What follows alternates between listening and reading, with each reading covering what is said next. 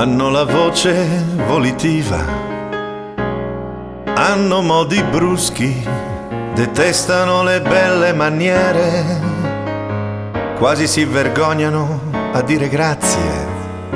Hanno pensieri facili, il tempo, la terra e il mangiare.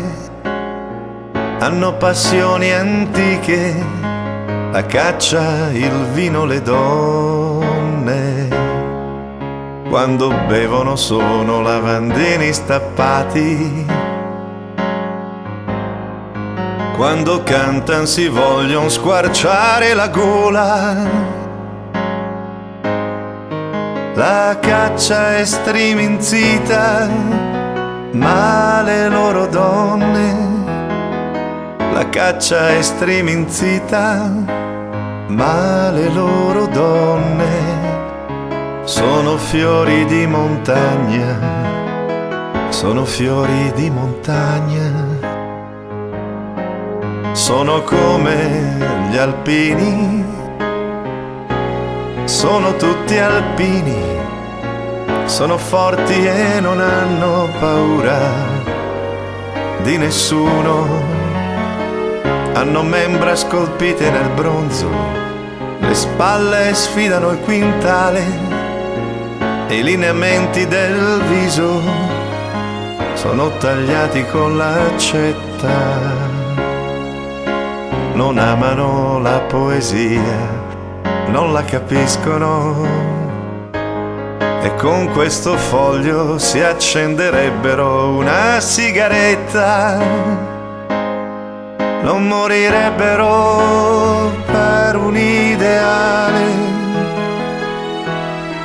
non morirebbero per un ideale, ma son sicuri che al di là c'è qualcuno.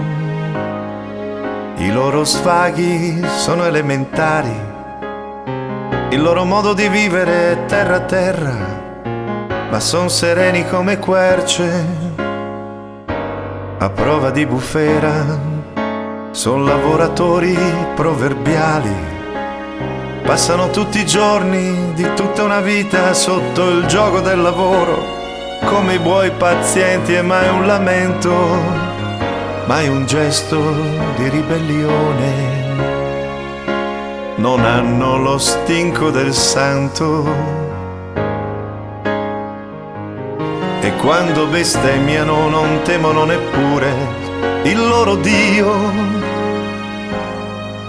ma vanno certamente in paradiso, ma vanno certamente in paradiso i forti uomini delle mie parti, i forti uomini delle mie parti.